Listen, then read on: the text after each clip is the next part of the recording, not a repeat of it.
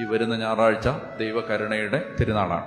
അപ്പം നമ്മളെപ്പോഴും ഇതിനെ കരുണയുടെ തിരുനാൾ എന്നാണ് പറയുന്നത്, അല്ലേ? കരുണയുടെ തിരുനാൾ. പക്ഷേ ഈശോ ആവശ്യപ്പെട്ടിരിക്കുന്നത് വെറും കരുണയുടെ തിരുനാളെന്ന് പറയരുത്, ദൈവ കരുണയുടെ തിരുനാൾ എന്നാണ് ഇതിനെക്കുറിച്ച് പറയേണ്ടത്. ഡിവൈൻ മേഴ്സിയാണത്, വെറും മേഴ്സി അല്ല, ഡിവൈൻ മേഴ്സി. അപ്പോൾ ഡിവൈൻ മേഴ്സി, ദൈവ കരുണ. 2000 ആണ്ടിലാണ് സഭയിൽ ജോൺ പോൾ രണ്ടാമൻ മാർപ്പാപ്പയാണ് ഈ തിരുനാള് പ്രഖ്യാപിച്ചത്. ഫൗസ്റ്റീന പുണ്യവതിയിലൂടെ നൽകപ്പെട്ട വെളിപ്പെടുത്തലുകളുടെ പശ്ചാത്തലത്തിൽ AD 2000 മാർപ്പാപ്പ ഇത് യൂണിവേഴ്സൽ ഫീസ്റ്റായിട്ട് പ്രഖ്യാപിച്ചു. ശുശ്രൂഷയായിട്ട് ഒരു തിരുനാളായിട്ട് പ്രഖ്യാപിച്ചപ്പോൾ കർത്താവ് ആവശ്യപ്പെട്ടത് ഇങ്ങനെയായിരുന്നു. അതായത് ദുഃഖവെള്ളിയാഴ്ച നമ്മൾ ഈശോയുടെ കുരിശ് മരണത്തെ ധ്യാനിക്കും. പിന്നീട് ഈസ്റ്ററിന് നമ്മൾ ഈശോ മരണത്തിൽ നിന്ന് ഉയർത്തെഴുന്നേറ്റ് നമ്മെ വിടുവിച്ചതിനെ കുറിച്ച് ധ്യാനിക്കും. അപ്പൊ യേശുവിന്റെ പീഡാനുഭവത്തിന്റെയും മരണത്തിന്റെയും ഉത്ഥാനത്തിന്റെയും അനന്തര ഫലമായി യോഹന്നാൻ ഒരു കാഴ്ച കണ്ടു. പടയാളികളിൽ ഒരുവൻ ഒരു കുന്തം കൊണ്ട് യേശുവിന്റെ വിലാപ്പുറത്ത് കുത്തുമ്പോൾ അവിടെ നിന്ന് രക്തവും വെള്ളവും ഒഴുകുന്നതായി യോഹന്നാൻ കണ്ടു. അപ്പൊ അങ്ങനെ രക്തവും വെള്ളവും ഒഴുകുന്നതായി കണ്ടപ്പോൾ ഈശോ അതിനെ ആ വചനഭാഗത്തെ ഉദാഹരിച്ചുകൊണ്ടാണ് ഫൗസ്റ്റീനോട് പറയുന്നത്, എൻ്റെ ഹൃദയത്തിൽ നിന്ന് മാനവരാശിക്ക് മുഴുവനായിട്ടും ഒഴുകിയ രക്തവും ജലവും.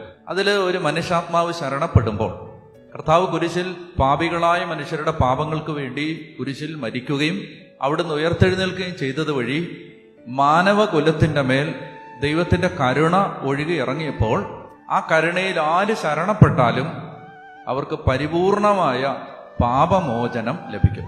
ഇതാണ് ഈ ദൈവകരുണയുടെ തിരുനാളിന്റെ ഏറ്റവും ലളിതമായ വിശദീകരണം.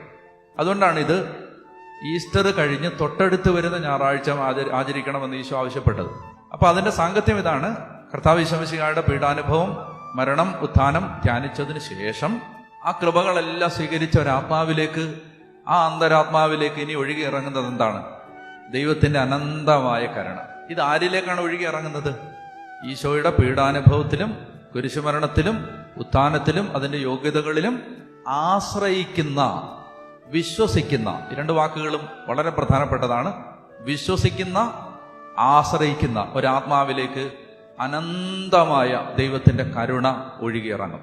ഇത് വിശ്വസിക്കുന്ന ഒരാത്മാവിന് മാത്രമേ ഇനി മുന്നോട്ട് പോകാൻ അനുവാദമുള്ളൂ, ഇനി തിരുനാൾ ആഘോഷിക്കാൻ അനുവാദമുള്ളൂ. ഇത് വിശ്വസിക്കാത്ത ഒരാത്മാവിന്, യേശുവിന്റെ കുരിശുമരണത്തെ വിശ്വസിക്കാത്ത ഒരാത്മാവിന് ഇനി മുന്നോട്ട് പോയിട്ട് കാര്യമില്ല. അപ്പൊ അതുകൊണ്ടാണ് ഈശോ പറഞ്ഞു, ദൈവകരുണയുടെ ചിത്രം പ്രചരിപ്പിക്കുമ്പോൾ കർത്താവ് ആവശ്യപ്പെട്ടൊരു കാര്യം ഇതാണ്. അതിനകത്ത് പ്രധാനമായിട്ടും ഉണ്ടാവേണ്ടത് ഈശോയുടെ ഹൃദയത്തിൽ നിന്ന് പുറപ്പെടുന്ന 2 രശ്മികൾ ഉണ്ടാവണം. ഒരു ചുവന്ന രശ്മി, പിന്നെ ഒരെണ്ണം ഒരു പെയിൽ വൈറ്റ്, ഒരു വെള്ള രശ്മി. ഒന്ന് യേശുവിന്റെ തിരുരക്തത്തെയും മറ്റേത് യേശുവിന്റെ ഹൃദയത്തിൽ ഒഴുകിയ തിരുജലത്തെയും സൂചിപ്പിക്കുന്നു. അപ്പൊ ഈ ഒഴുകി ഇറങ്ങുന്ന കരുണയെ യേശുവിന്റെ രക്തത്തിലൂടെയും യേശുവിന്റെ തിരുജലത്തിലൂടെയും കർത്താവ് കീറിമുറിക്കപ്പെട്ടതിലൂടെ ഒഴുകിയിറങ്ങുന്ന ദൈവകരുണയെ ഒരു വ്യക്തി വിശ്വസിക്കുകയും ആശ്രയിക്കുകയും ചെയ്യുമ്പോഴാണ് ആ വ്യക്തിക്ക് സമ്പൂർണമായ പാപമോചനമാണ് ലഭിക്കുന്നത്. നമ്മൾ മനസ്സിലാക്കേണ്ടത് ഒരുപാട് കാര്യങ്ങൾ അതിന്റെ പിന്നിലുണ്ട്. അപ്പൊ അതുകൊണ്ട് ഈശോ പറഞ്ഞു, ഈ ഛായാചിത്രത്തിന്റെ അടിയിൽ എപ്പോഴും, ആ ചിത്രത്തിന്റെ അടിയിൽ എപ്പോഴും എഴുതി വെച്ചിരിക്കണം എന്താണ്? Jesus, I trust in you. ആ ട്രസ്റ്റിനകത്താണ് എല്ലാ കാര്യങ്ങളും. അവർ ഒറ്റ വാക്കിനകത്താണ് ഈ ദൈവകരുണയുടെ തിരുനാളിന്റെ എല്ലാ അനുഗ്രഹങ്ങളും കിടക്കുന്നത്. ഈ ട്രസ്റ്റ് എന്ന് പറയുന്ന ഒരു വാക്കിനകത്താണ്. ആശ്രയിക്കുക, അല്ലെങ്കിൽ മലയാളത്തിൽ അതെങ്ങനെയാണ് എഴുതിയിരിക്കുന്നത്? കർത്താവേ, അങ്ങയിൽ ഞാൻ ശരണപ്പെടുന്നു. അപ്പൊ എന്റെ ചോദ്യം ഇതാണ്, ശരണപ്പെടുന്നുണ്ടോ? ട്രസ്റ്റ് ചെയ്യുന്നോ? ഈശോയിൽ ട്രസ്റ്റ് ചെയ്യുന്നോ? അപ്പൊ ആ ട്രസ്റ്റിനകത്താണല്ലോ. അപ്പൊ അതുകൊണ്ട് അതൊന്ന് വിശദീകരിക്കേണ്ടതുണ്ട്. അപ്പൊ ഈ 2 കാര്യങ്ങൾ ഓർത്തിരിക്കുക. ഒന്ന്, ഈശോയുടെ ഹൃദയത്തിൽ നിന്ന് ഒഴുകിയ തിരുരക്തവും തിരുജലവും. അപ്പൊ അത് എന്തിനെ സൂചിപ്പിക്കുന്നു? അത് കർത്താവ് നമുക്ക് വേണ്ടി സമർപ്പിച്ച ആ ബലിയർപ്പണത്തെ സൂചിപ്പിക്കുന്നു. അത് കുദാശകളിലൂടെ ഒഴുകി ഇറങ്ങുന്ന ദൈവത്തിന്റെ അനന്തമായ കരുണയെ സൂചിപ്പിക്കുന്നു. അപ്പൊ ഒരു വ്യക്തി ഈ ഛായാചിത്രത്തിന്റെ അടിയിൽ എഴുതി വെച്ചിരിക്കുന്ന കാര്യം വിശ്വസിക്കണം. എന്താ വിശ്വസിക്കേണ്ടത്? യേശുവേ, അങ്ങയിൽ ഞാൻ ശരണപ്പെടുന്നു. യേശുവേ, അങ്ങയിൽ ഞാൻ ശരണപ്പെടുന്നു. അപ്പൊ ഇത് വിശ്വസിക്കാത്ത ഒരാത്മാവിലേക്ക് ദൈവത്തിന്റെ അനന്തമായ കരുണ ഒഴുകി ഇറങ്ങില്ല. ഇത് വ്യക്തമായല്ലോ.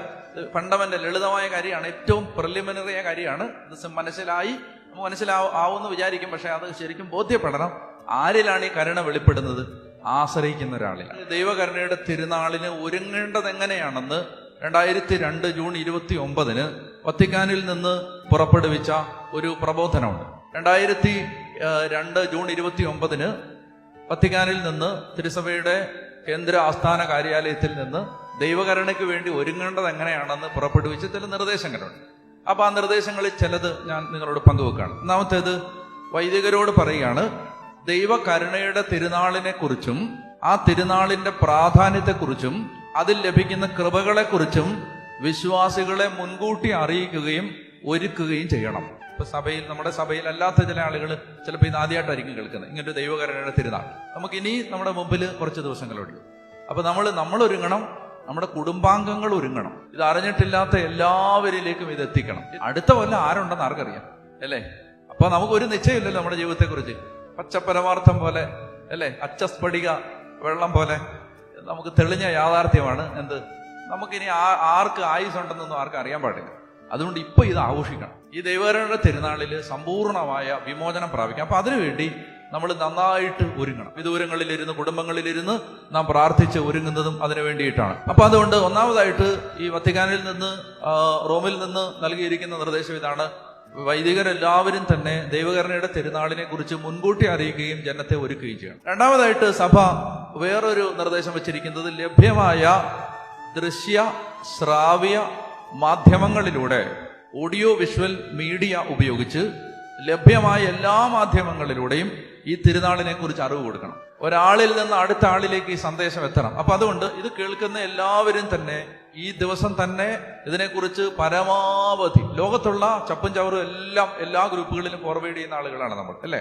ഫോർവേഡ് ചെയ്യാൻ നമുക്ക് പ്രത്യേകമായൊരു വാസന തന്നെയുണ്ട്. എന്ത് കിട്ടിയാലും വായിക്കാതെ ഫോർവേഡ് ചെയ്യുന്ന ആളുകളാണ് നമ്മൾ. അപ്പൊ അതുകൊണ്ട് ഈ ചപ്പും ചവറും ഫോർവേഡ് ചെയ്യുന്നതിന് പകരം നമുക്ക് ഒരു ആത്മാവ് രക്ഷപ്പെടുന്ന ഒരു സന്ദേശം, ഇത് വെറുതെ ഒരാളിലേക്ക് എത്തിച്ചാൽ ഒരാത്മാവ് രക്ഷപ്പെടും. അത്രയ്ക്ക് ഉറപ്പാണ്.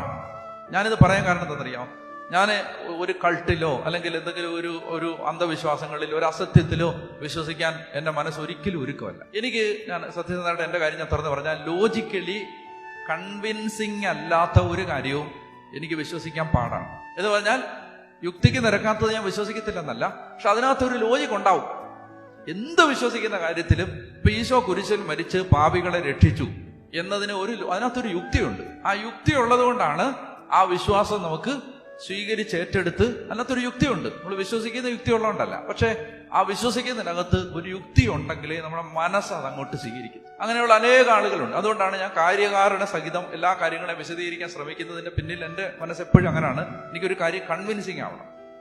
ഞാൻ ഈ ദൈവകരുണയെക്കുറിച്ച് പ്രഘോഷിക്കണമെന്ന് എനിക്ക് വലിയ ബോധ്യം കിട്ടിയതിന്റെ കാരണം, ഇത് അന്തിമമായ മനുഷ്യന്റെ മുമ്പിലുള്ള അവസാനത്തെ പിടിവള്ളിയാണെന്ന് പാപിയായ എനിക്ക് മനസ്സിലായിട്ടുണ്ട്. ഇത് മനുഷ്യന്റെ മുമ്പിൽ, ഈ മാനവരാശിയുടെ മുമ്പിലുള്ള അവസാനത്തെ പിടിവള്ളിയാണ് ഈ ദൈവകരുണ. അതുകൊണ്ട് നമ്മൾ ഇത് എത്രമാത്രം ഈ കാര്യം ലോകത്തോട് അറിയിക്കാൻ നമുക്ക് സാധിക്കുമോ അത്രത്തോളം നമ്മൾ ഇതിനെ തയ്യാറാണ്. ഞാൻ നിങ്ങളോട് പറയാണ്, ദൈവകരുണയുടെ തിരുനാളിനെ കുറിച്ച് എത്തിക്കാവുന്ന പരമാവധി ആളുകളിൽ ഇത് എത്തിക്കും. അപ്പോ സഭ പറയാണ്, ലഭ്യമായ എല്ലാ ദൃശ്യ ശ്രാവ്യ മാധ്യമങ്ങളിലൂടെയും ഈ സന്ദേശം ലോകത്തിന്റെ എല്ലാ ഭാഗത്തും എത്തിക്കണം. പിന്നെ പറയണം, തിരുനാളിന് എങ്ങനെ ഒരുങ്ങണമെന്ന് വിശ്വാസികളെ പഠിപ്പിക്കണം. അതിനുശേഷം ആ ഒരുങ്ങാനായിട്ട് അവരെ സഹായിക്കണം. പിന്നെ പറയാണ്, വളരെ നേരത്തെ തന്നെ വൈദികരുടെ ലഭ്യത ഉറപ്പുവരുത്തി കൂടുതൽ സമയം കുമ്പസാരത്തിനായി മാറ്റിവെക്കണം. ഇത് ഞാൻ നിങ്ങളോട് പറയുന്നത്, നിങ്ങൾ ഓരോരുത്തരും വളരെ ഗൗരവമായി ദൈവകരുണയുടെ തിരുനാൾ ആഘോഷിക്കാൻ വേണ്ടി വന്നവരാണ്, അല്ലെങ്കിൽ അതിനുവേണ്ടി ഇത് കേൾക്കുന്നവരാണ്. അതുകൊണ്ടാണ് ഞാൻ പറയുന്നത്, നിങ്ങൾ എന്ത് ചെയ്യണം? സമയമെടുത്ത് കുമ്പസാരിക്കാനായിട്ട് നമ്മൾ ഒരുങ്ങണം. ഇപ്പോഴേ കുമ്പസാരത്തിന് സൗകര്യ ആഴ്ചയിൽ എവിടെയെങ്കിലും നമ്മൾ അതിന്റെ ലഭ്യത ഉറപ്പാക്കണം. വൈദികരോടും ഇടവകളോടും സഭ ഉദ്ബോധിപ്പിക്കുകയാണ്, വൈദികരുടെ ലഭ്യത നേരത്തെ തന്നെ ഉറപ്പുവരുത്തി കുമ്പസാരത്തിന് കൂടുതൽ സമയം മാറ്റിവെക്കണം. കഴിയുമെങ്കിൽ ഇടവകയിലെ എല്ലാവരെയും കുമ്പസാരിപ്പിച്ച് ദിവ്യകാരുണ്യ തിരുനാളിന് ഒരുക്കണം. അപ്പൊ അത് ഈ പാഷൻ വീക്കിൽ, ഹോളി വീക്കിൽ നമ്മൾ ചെയ്തിട്ടുണ്ടാവും. ഇടവകളിൽ അച്ഛന്മാരെ ചെയ്തിട്ടുണ്ടാവും. അതായത് വയ്യാതെ കിടക്കുന്നവരെ വീടുകളിൽ പോയി കുമ്പസാരിപ്പിക്കണം. അവരെ ദൈവകരുണ തിരുനാളിന് വേണ്ടി ദേവാലയത്തിൽ വരുന്നവരെ ദേവാലയത്തിൽ വെച്ച് കുമ്പസാരിപ്പിച്ച് ദൈവകരുണ തിരുനാളിന് വേണ്ടി ഒരുക്കണം. അതായത് ഈ സർവ്വസന്നാഹങ്ങളും ഉപയോഗിച്ച് ഇതിനു വേണ്ടി ഒരുങ്ങണം. അടുത്തത് പറയുകയാണ്, ഈ തിരുനാൾ ദിവസം ലഭിക്കുന്ന ഉന്നതമായ കൃപകളെക്കുറിച്ച് വിശ്വാസികളെ പഠിപ്പിക്കണം. ഈ തിരുനാളിന് ലഭിക്കുന്ന അത്യുന്നതമായ കൃപകളെക്കുറിച്ച് വിശ്വാസികളെ പഠിപ്പിക്കണം. പിന്നെ കരുണയുടെ തിരുനാൾ ദിവസത്തെ ശുശ്രൂഷകൾ നന്നായിട്ട് നടത്തണം. കരുണയുടെ പ്രവൃത്തികൾ ചെയ്യാൻ വിശ്വാസികളെ പഠിപ്പിക്കണം.